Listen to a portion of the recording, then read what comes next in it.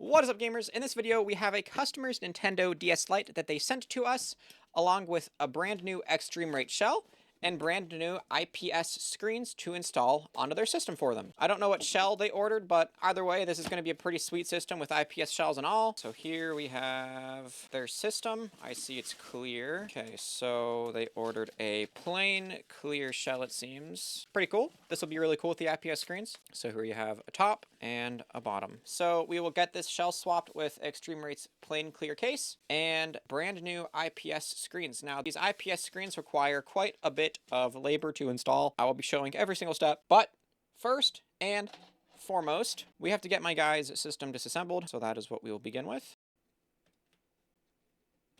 Let's just make sure it turns on and works already. So the system does work entirely, and they want us to transfer all of the OEM buttons to the new shell. Now, the thing about that is the shoulder buttons might be a little tedious. The shoulder buttons might not want to work with the new shell, but we'll see what happens with that. Gonna throw all of these screws away and use original Nintendo screws. Also throw all these rubber pads away. Put all these shell parts off to the side for now. We can see there's a lovely warranty sticker there. Now, normally these 4 screws are Y screws, however, they are Phillips screws because this is a third-party shell, and the cheaper third-party shells all come with Phillips screws and no Y screws, which, in a way, is nice. Alright, we got all these screws out, so now we should be able to just pop this plate right off. Nice. So here are our shoulder buttons that he wants us to reuse. I will try my best to reuse those, but might not be able to reuse the shoulder buttons. Extreme Rate is very finicky with their buttons, especially the shoulder buttons. So we will completely disassemble the system, including getting all of our components out.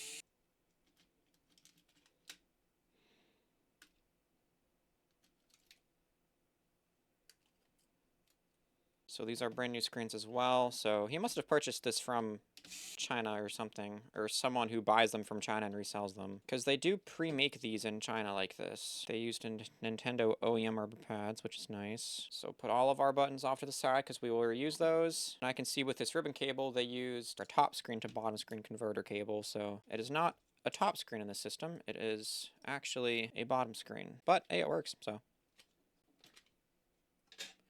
get all our clear shell pieces out of here. Another brand new LCD.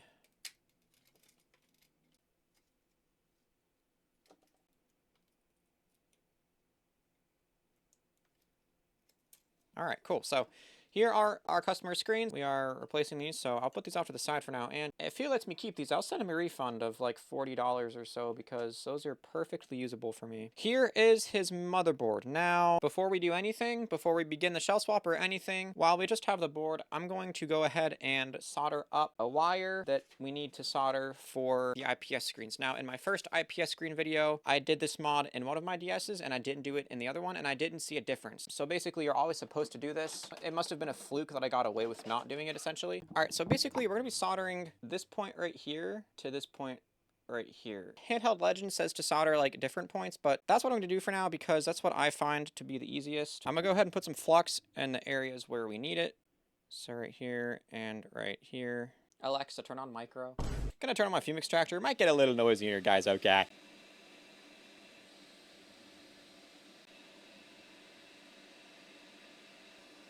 Brush it clean with some IPA, 91%. Get that flux out of there. Use some canned air. That's just perfect, guys, okay? Freaking fantastic. All right, but that's perfect. So first time ever using this type of wire. Went pretty well, I would say. Guys, is there ever white stuff on your desk? Okay, so now let us break out our shell. So the thing about Extreme Rate shells and IPS screens, they're awesome together. They are awesome together, but it takes work because Extreme Rate includes the bottom screen border built in, and there's no way to remove it. And our IPS screens are bigger than Nintendo's screen. So if you left this here, it would cover up some of the screen. So if I break away our IPS bottom screen border, which is 1 of 1, I cannot mess this up. If I mess this up, we're in deep doo-doo. Okay, guys? Just being honest here. Very, very deep doo-doo if this gets messed up. Okay? Very deep doo-doo. So here's the border for the IPS screen. If we put it in place like we do normally, we can see there's still so much clear border left over. So basically I have to trim all of that away. Which is, it takes a lot of time, and you need it to be perfect, because whenever you trim, the excess plastic goes somewhere. Yeah, a lot of it flakes off onto my desk and whatnot, but a lot of it likes to stick to here and like bend upwards or inwards, and the underside of this is constantly pressing against the digitizer. So this aftermarket digitizer that they install on these IPS screens, these laminated screens, is super finicky with these extreme rate shells. So you need to make sure this is completely flat.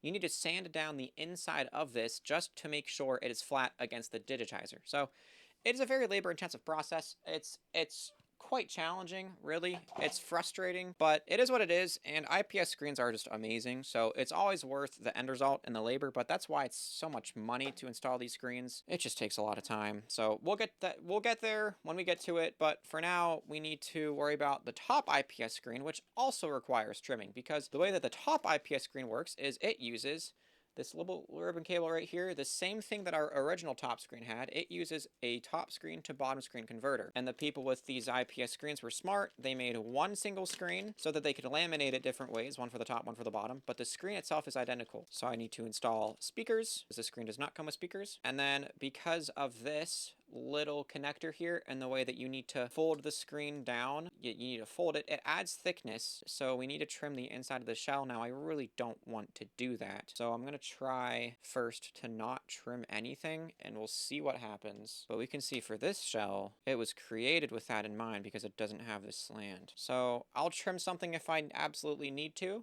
We'll see when we get there. First, I'm just going to install this as it is, as we're supposed to, without trimming anything first. And I have some donor speakers here from a donor ribbon cable that I tore. Got some flux out of there, guys, okay? So first I like to desolder the smaller speaker because it's up top.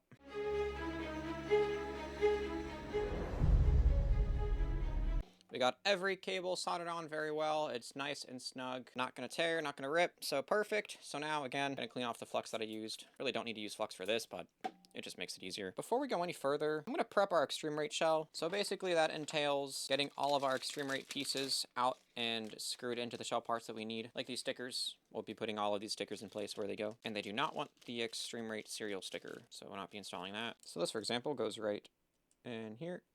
It's so that our battery door screw can actually screw in. Nice.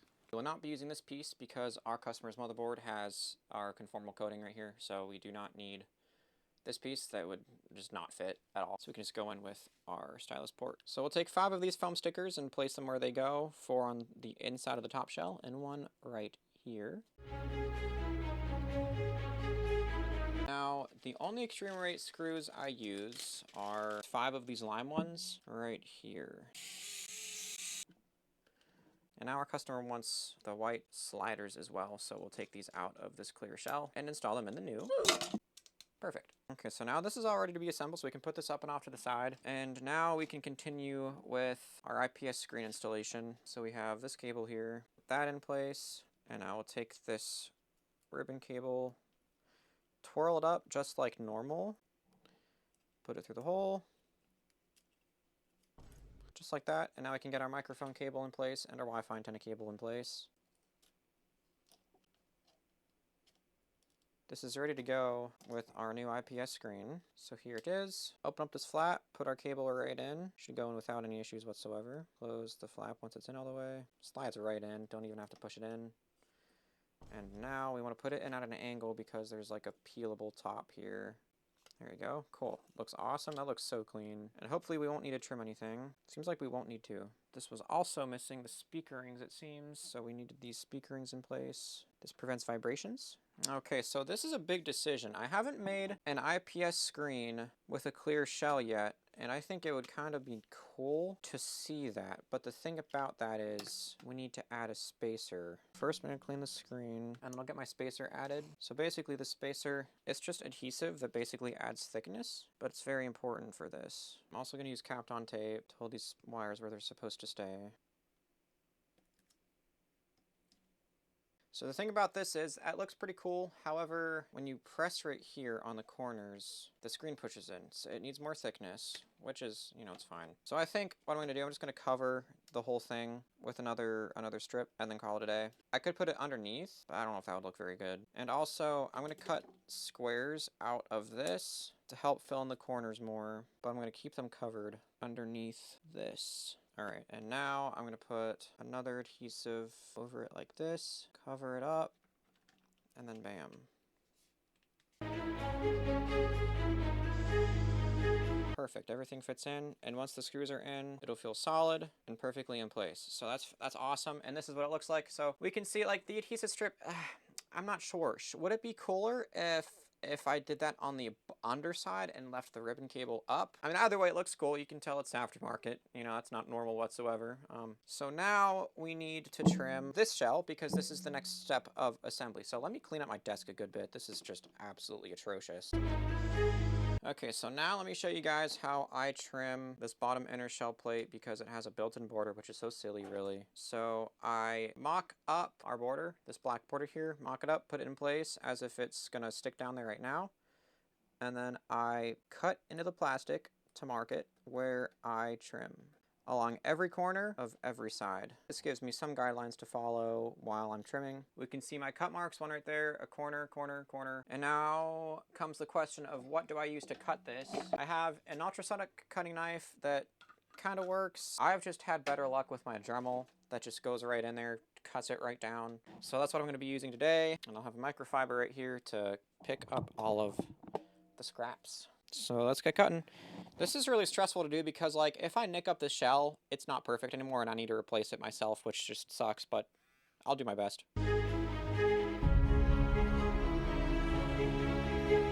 All right, there we go. One clean go around. So now I'm going to come back in with my fingers and try to pick off all of this plastic. Absolutely does not want to get picked off.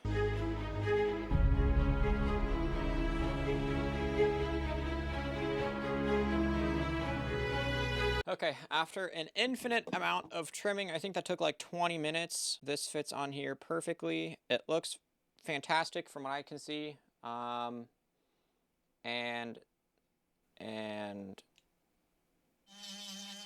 this will stick on perfectly once assembled. It'll look OEM. My fingernails are pretty destroyed after that, but if you guys can think of any better methods of cutting that precisely, let me know. But I think that's like the best I can do for now. But okay, so now we can get this piece installed. Let's get our Wi-Fi antenna and our microphone cables through the hole, and then we can get our bottom screen adapter through there. So here's the hinge that was in our system.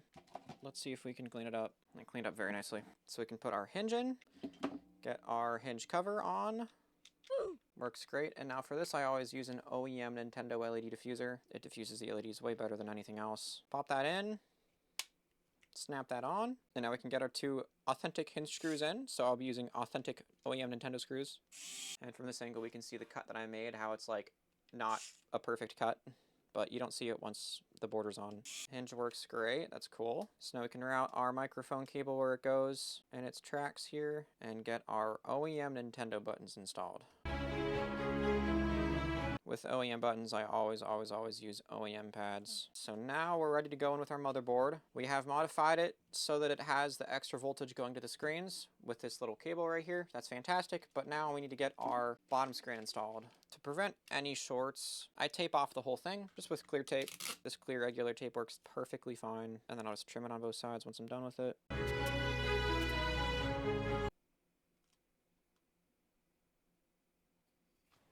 Just like that, get a clean cut. Perfect, that's completely insulated off. Usually I add one of the adhesive strips I add before, but since this is an IPS screen and it has this extra thickness because of this chip here, you do not want any extra thickness because it creates ghost touches for the touchscreen. Also, before I install this, I like to get this peelable plastic started and then stick it down like that just to get it started so that we don't need to worry about it once it's installed. And now, again, for some reason, this digitizer's aftermarket cable is just really tedious to get in here like all of the time. So if you guys have tried to install these IPS screens and you struggled with this, it is stupidly difficult for no reason. A few inches. Normally I'll plug this in first and then the digitizer, but it doesn't line up perfectly, so it's easier to install the digitizer because there's a lot more leeway in this cable than there is in the digitizer. So if you plug this in, then the digitizer really doesn't want to get plugged in very easily at all. So, but we've done that, so now we can get our top screen plugged in. And we're getting close to be able to test this guy. Pretty exciting stuff. You can see my destroyed thumbnail here.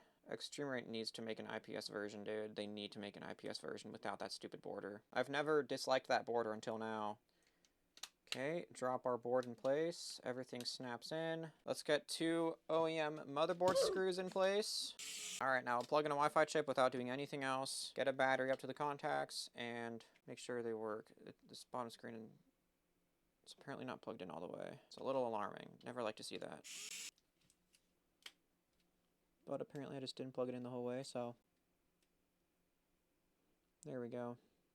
Now it's in there. My mistake. These IPS screens go in the latches so easy, I didn't think to really check how far it went.